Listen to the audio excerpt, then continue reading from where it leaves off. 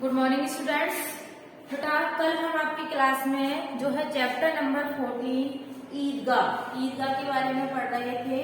इसमें हामिद नाम का एक लड़का था और वो अन्य बच्चों के साथ में, गांव के अन्य लोगों के साथ में ईदगाह मेला देखने के लिए जाता है।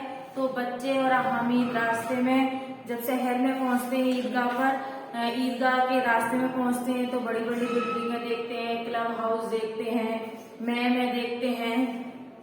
उसी से चर्चा करते करते करते करते वो ईदगाह तक पहुंच जाते हैं।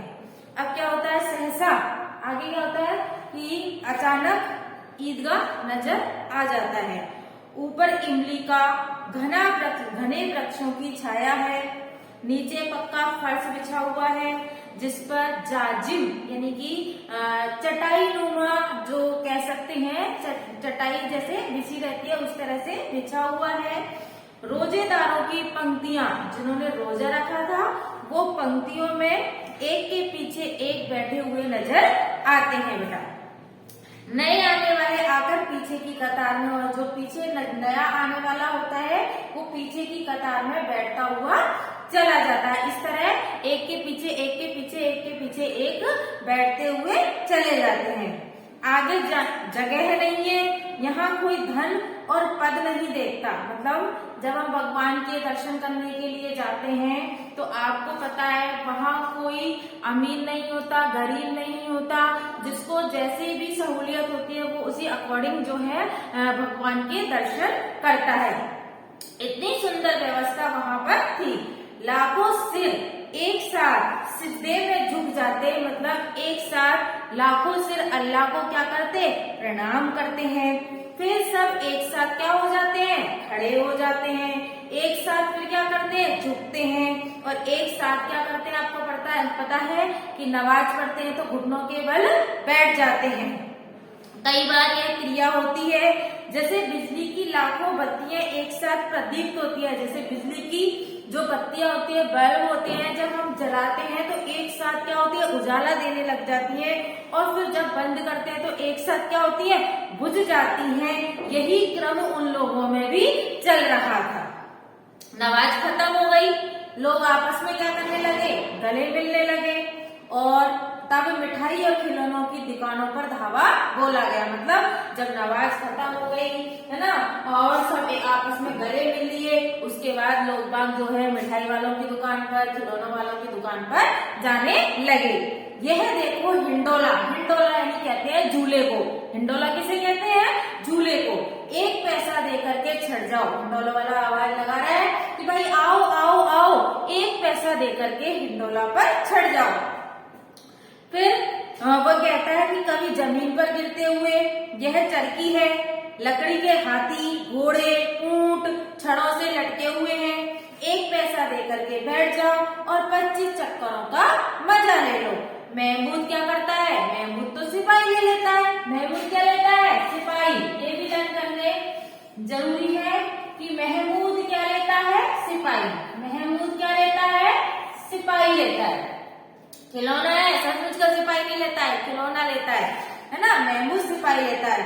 कंधे पर बंदूक रखे हुए है। जो सिपाही लेता है उसने कंधे पर क्या रखी हुई है, बंदूक रखी हुई है। मौसी को क्या पसंद आता है, भिस्ती। भिस्ती किसे कहते हैं, आपने देखा होगा मेले वगैरह में एक चमड़े का सा पात्र होता है, उसको कंधे पे लटका करके जो पानी देने का जो काम करता है उसे भिस्ती कहते हैं। तो जो मोहसिन होता है बेटा, वो क्या लेता है बेटा, मोहसिन भिस्ती लेता है। मोहसिन क्या लेता है, मोहसिन जो है बेटा भिस्ती लेता है ना। पानी देने वाले को कहते हैं भिस्ती। मोहसिन क्या लेता है, भिस्ती लेता है। उसको भिस्ती पसंद आता है। उसकी कमर झुकी हुई है, ऊपर मशक रखे हुए, मिलता था ना पानी भरने का जो पात्र होता है उसे मशक कहते हैं। और नूरे को, वकील से प्रेम था तो नूरे जो है वकील खरीदता है। नूरे क्या खरीदता है, वकील को खरीद लेता है। यह सब उन्होंने 2-2 पैसे में खरीदे। कितने पैसे में, 2-2 पैसे में। सिपाही 2 पैसे में, भिस्ती 2 पैसे में, वकील 2-2 पैसे में उन्होंने खिलौने खरीद लिए। हामिद के पास कुल कितने पैसे थे, 3 पैसे। ये भी याद करना है आपको कि हामिद के पास कुल कितने पैसे थे? 3 पैसे। कुल कितने पैसे थे हामिद के पास? 3 पैसे थे हामिद के पास में। इतने महंगे वह खिलौने कैसे ले सकता था? खिलौना कहीं हाथ से सोचने लगा, खिलौना कहीं हाथ से टूट गया तो हाथ से छूट गया तो चूर चूर हो जाएगा। जरा सा पानी डालो तो सारा रंग उसका धुल जाता है। ऐसे खिलौने लेकर वह क्या करेगा? वो किस काम के हैं? मोहसिन बोला मेरा बिस्ती रोज पानी दे जाएगा सात सवेरे। मोहसिन बोला इतना कर बोल रहा था मेरा जो बिस्ती है वो रोज सुबह शाम क्या देके जाएगा? पानी देके जाएगा। और महमूद बोला और मेरा जो सिपाही है घर पर क्या करेगा? पहरा देगा। मेरा सिपाही क्या करेगा? घर पर पहरा देगा। अगर कोई चोर आएगा तो उसे फौरन बंदूक से उड़ा देगा। अब नूरे और मेरा वकील खूब क्या करेगा? मुकदमा लड़ेगा। मेरा वकील क्या करेगा? खूब मुकदमा लड़ेगा। सम्मी और मेरी सम्मी जो होती है वो धोबी खरीदती है। एक सम्मी लड़की होती है वो क्या खरीदती है? धोबी खरीदती है। और वो कहती है कि मेरी धोबी रोज का क्या करेगी? कपड़े धोएगी।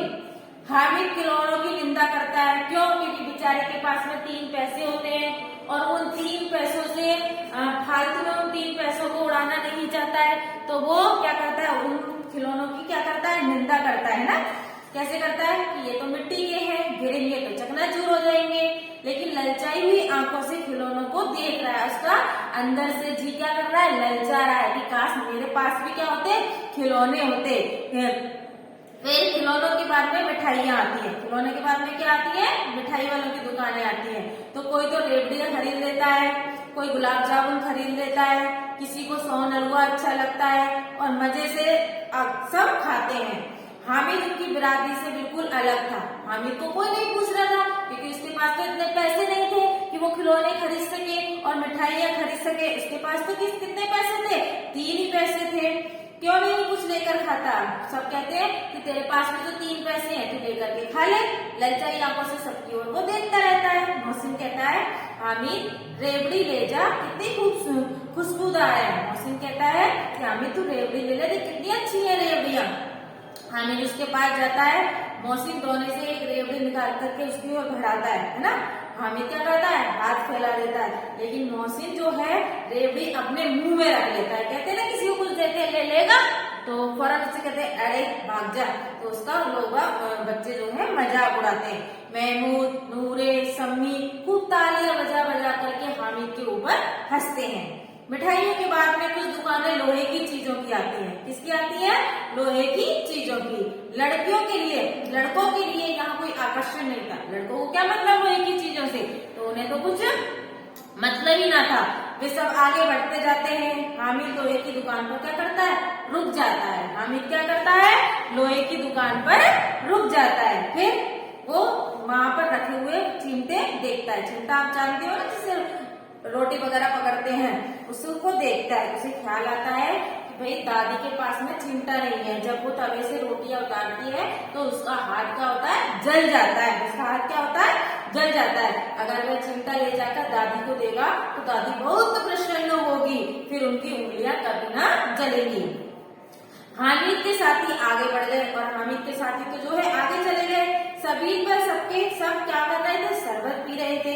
देखो सबके सब कितने लालची हैं, कितनी मिठाइयाँ ली, मुझे किसी ने भी ना दिया। और हामिद सोचने लगा कि देखो सबके सब कितने लालची हैं, सबने मिठाइयाँ ली लेकिन मुझे किसी ने भी ना दी। मेरे साथ उस पर भी कहते हैं मेरे साथ खेलो, खाए मिठाइयाँ, आप मुंह सड़ेगा, फोड़े फुंसियां निकलेंगी सबके, जवान चटोरी हो जाएगी, तब घर से पैसे चुराएंगे और मार खाएंगे। मैं क्यों जीभ खराब करूँ? हमें सोच लगा भाई मैं क्यों अपनी जीभ खराब करूँ, मैं तो चिमटा ही लूंगा। मैं क्या लूंगा? चिमटा ही लूंगा।